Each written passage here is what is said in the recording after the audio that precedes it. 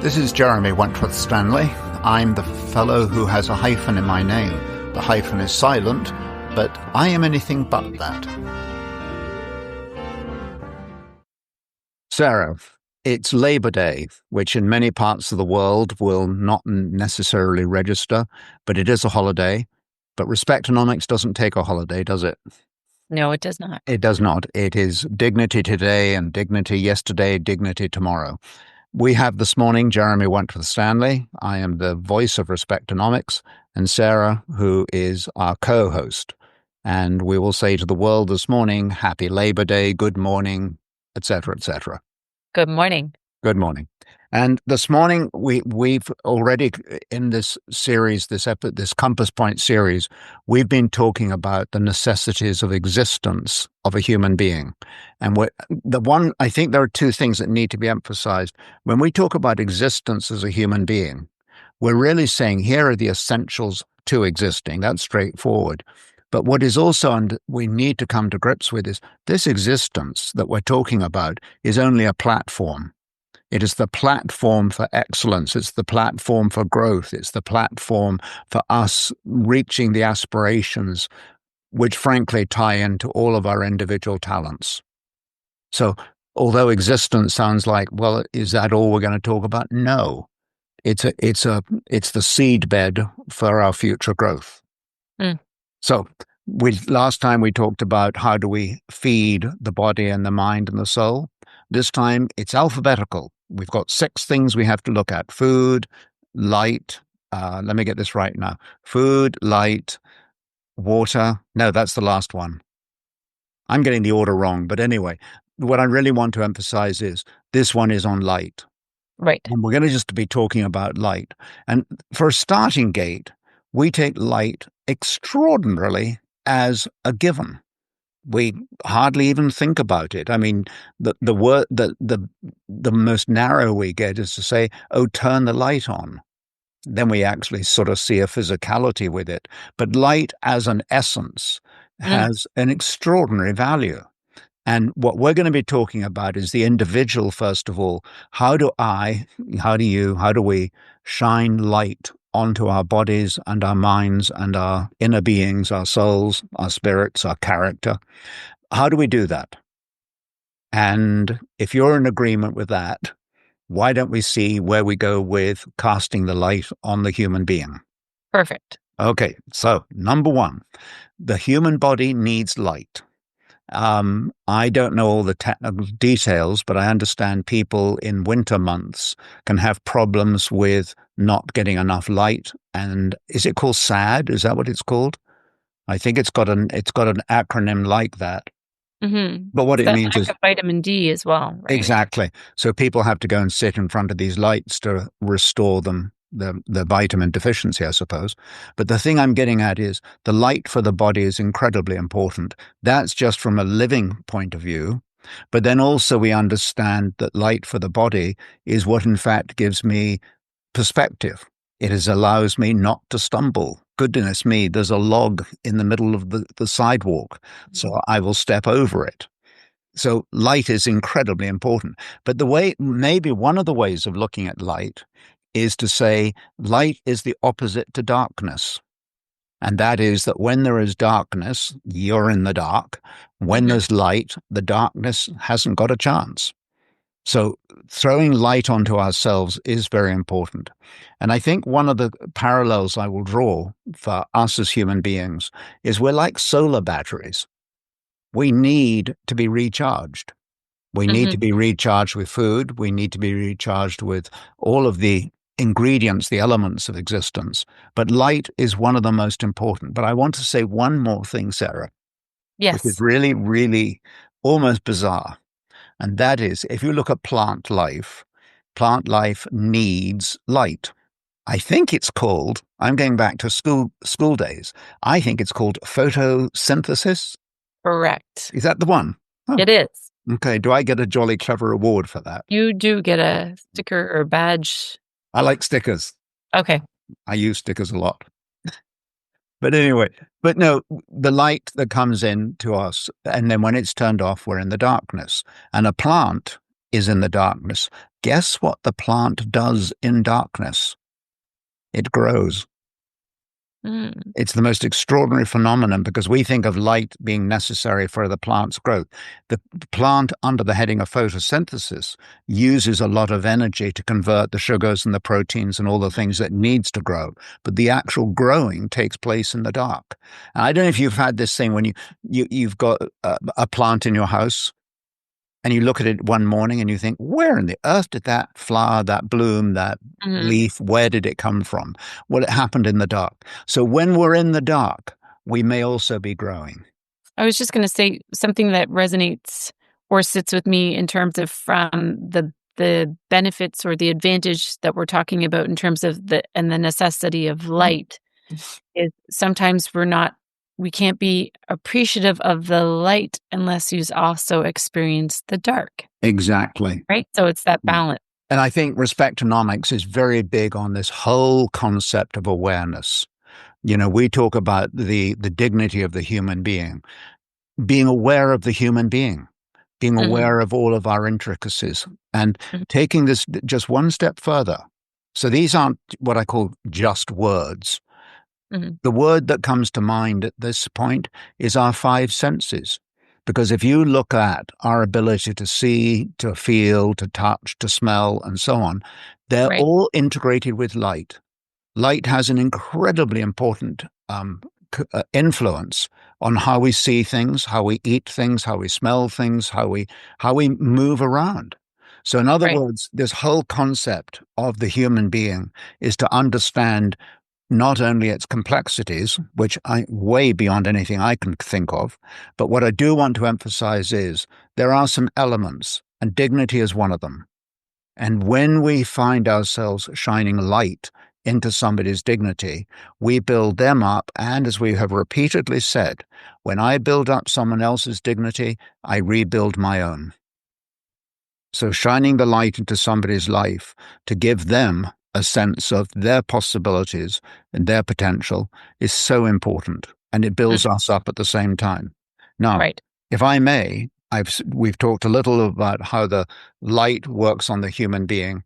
And I Yes. think it's one, Sarah, there's a difficulty here. We might be going almost in circles, but I want to say something about respectonomics and in this case, this discussion on light. And that is, we don't have all the answers. And the reason we don't have all the answers is because we do not. Our credibility rests on the understanding that we do not have all the answers. So we rely on other people's inputs and ideas to bring us all forward. But there's another part to the puzzle, and that is one of the reasons we don't have all the answers is because the process is organic. It's always changing. It's growing. Mhm, It mutates, in fact, to the whatever's going on around us. And of course, ultimately, every human being is an individual. Therefore, the individual answer is the correct one. All we're doing is putting out this sense of awareness, and in this case, we're emphasizing the importance of light. And right. we've talked about the light for the body, we've talked about the light for the mind, and there's always the light for the soul. And the soul is that inner being, that part that is indivisible and invisible. We know that. But the truth of the matter is, what is the light that we can shine onto that inner being of each of us? And that, of Mhm, course, is our faith.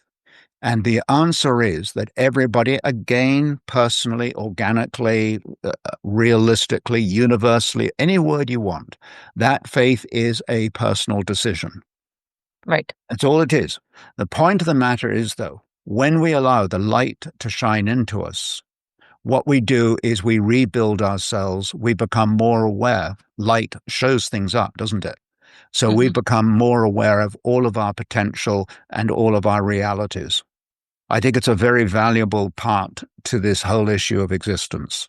right. It illuminates. It illuminates. And if I can illuminate myself, naturally, we've said this many a time, what is the next step? So, in other words, just shining the light into Jeremy and saying, what does he look like? That's only part of the puzzle. There does need to be action. So, I want Right. to move now into another area, and that is many of us are work in a attitude in a context of business. We go to work, for example, and most of us go to work in one shape or form. We may not be going to work in the strict career sense or the making money sense, but we have what you might call organizations with which we are associated. Most of us, though, would say, well, that's my workplace. Other Right. people would talk about volunteer organizations or service clubs and so on. The answer here, though, is what we want to look at is not an answer, it's a question. What we want to understand is what is business doing to put light into your life and mine? And Hmm. I have three answers for it and the three answers are very straightforward, really, because you look at your body and what is the business doing for the body? And I think the business light that needs to shine into my body, yours, and everybody else's, the business needs to be absolutely clear as to its purpose and its identity. So management needs to be putting the purpose of the business in front of us transparently and clearly on a regular basis. That's the light into the body. The light Right. into the mind is respecting the individual. And I think that when you sort of shine, if you have you ever been on stage? Have you ever Yeah. been? Have you? I have too. I took the part of Jupiter once.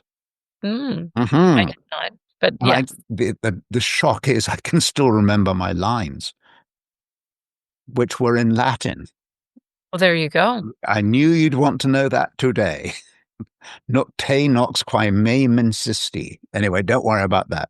I think it just said light no, night that's gone away brings on the day. Hey, that's actually There you quite go. It's appropriate. relative. It's Yes. very relevant. But the answer is, though, when you're on stage, you know how the stage lights are on you? Hmm. And you know, sometimes the stage light will focus on one individual or one part of the stage. Yes. Well, the corporation needs to be doing that to us as human beings, to have the light shining on us. We are the people that make the business work. And now and again, you'll find an individual that has done something remarkable, and the light needs to be shining on that individual. Right. But the answer is the light that a corporation shines. Yes, of course, they're going to shine to their markets, they're going to shine onto their shareholders and so on. But can you think of anything more important than shining the light on your employees? Hmm. I think it's Invaluable. invaluable and self-evident, and also, truthfully, very easy to do. You just take your flashlight, your mental flashlight, and cast the light onto your employees. And then we get to the one that's always gets sort of tricky, and that's how does a corporation, a business, shine light into one's inner being and one's character? Mm. And I think the answer is, in fact, it's got a sort of an invisible answer, but an incredibly powerful outcome. The light that builds the character of the human being is the when we have trust. When Hmm. I trust something, that builds faith, it builds loyalty, it builds all those things. And you know what? I think the light that the corporation needs to shine into us as employees is trust. Mm. And trust is what it means is two things, really. One is they trust me. That's important. I mean, there's so much in business today, as you know, where you're not being trusted. You're not Right. allowed to use your initiative or your freedoms or whatever. That's a mistake. Hmm. I mean, can you imagine a world where you don't have freedom? Eventually, the whole thing just goes into Right. ease up. So, first of all, there's the respecting, honoring my freedom of thought and trusting it, putting trust in it. But the other thing is, corporations need to be trustworthy. Hmm. And I'm afraid that we read too often, you know, when there's a merger or an acquisition and you hear the management saying, or the whatever boards, directors saying, yes, there will be no layoffs. Right. Well, 2 days later, there's a lot. Right. And, you know, they all have their reasons. Developing trust is putting light into somebody's life. I also look at it as from the vantage point of how does a company make their employees feel? Right? How do they Yeah. feel Well, I when do you have a. equate track? This is unfair on our listeners to be putting anybody through this. However, can I do it for 1 minute? just 1 minute, going I'm sure because I almost don't off know. script. I can guess what it is, but No, you can't. You can't. okay, well then, it's up to Because you. you said, thank you. Thank you. Do I have your permission? Always. No, I tell you what it is, Sarah. I've been thinking about light. And light, if you shine it into a prism, divides itself into other colors. Hmm. I even remember what those colors are. Do you remember them from school days? I do. Can you say them? I can say them instantly. Well, please do. Thank you so much. It's Roygbiv. Red, orange, yellow, blue, indigo, violet. Are we interesting? The reason is when the management of an organization uses or delegates responsibilities, Hmm. they are actually casting their light into a prism of these managers. These managers and these people that are operating in different departments, they will be bringing unique features of that light to the employees. And it's worth even, and this is where I was going slightly off track, but I tell you, having said that you put that prism of light out into the employees, remember one thing about a prism. If you take out one of those colors, if you take out the blue, for example, actually all the colors disappear. Right. So the management responsibility is to make sure that the prism is not only set properly so it can receive and distribute the light, but at the same time, it has to be sure that the light is going to all quarters that it's intended for. Right. As you take out one, the rest fail. So, and the answer is, and this is where I am going off track, I worked out a little, like a sort of, I don't know what you'd call it, a, a little box of letters to think, what does Roygbiv stand for? I mean, we know it stands for red, orange, yellow, blue, and so on. But what Right. does it Yeah. mean? What does it mean in terms of the responsibilities that we would then put from the senior management to the employees? And I came off with responsive, opportunity, yes, giving, benefits, imagination, and vision. Lovely. Yeah. Now I know that's way too big of a mouthful, and but it explores the idea of the light as a dimension into the way in which management and employees can work effectively together. Now, the last thing I want to talk about is this, and I'm afraid we've covered a lot of territory already. And you and I may decide to go back onto some of these points and expand on them in another podcast. But I do want to make one point. If you and I think that there's benefits in establishing my own light system, Hmm. and if we agree that we want the corporation to throw light on me, which I think we've agreed, it is also axiomatically true that I need, you need, we need to be putting light onto the corporation itself. It's the principle of reciprocity. If you're doing it for me, I need to do something back for you. It'll never be necessarily the equal amount. We're not saying that. But we are saying if somebody's casting light on me, I have a responsibility to cast that light onto the organization. Yeah. And I don't even know that it needs to be, like you say, an equal thing. Every component or every piece has its part that it plays Yep. in the environment, right? Right. Well, I came off with three things here that I can do for a corporation. One is I can dignify it. And we use the word dignity a lot. What greater accolade can there be than if I'm saying to fellow employees, customers, friends, community, and say, my corporation, my business, my employer works from a place of dignity. Right. That's a very powerful statement. Secondly, innovation. I think that I can say my corporation is innovative, and also I can be part of that process. That is part of my reciprocity, is to think of innovations, think of things that I can do that will build the business up and Hmm. let it be known. And lastly, it's a word that's very difficult to use because I think all of us have a different understanding of it, and it's also become a melting pot word. But it's the word of integrity. And if I have integrity of self, I have a far better chance of putting that light of integrity back into the corporation. So my own integrity becomes the corporation's. And when I do that, then I can say my business is one that deals with integrity. And to say that your business deals with innovation, it deals with dignity, and it deals with integrity, that is Right. a phenomenal, phenomenal rollout of crediting the company. And I think we all benefit mutually from that kind of approach. So there it is. Light is incredibly important. We need to tell the story. We need to tell the story to the management. We need to tell the story to our friends that light is something we should not take for granted, but something that is extraordinarily powerful, useful, effective in helping us to build our own potential and to build the potential of others. I like it. I rest my case. You rest your case. Thank you, Yeah. Jeremy. Thank you, Sarah.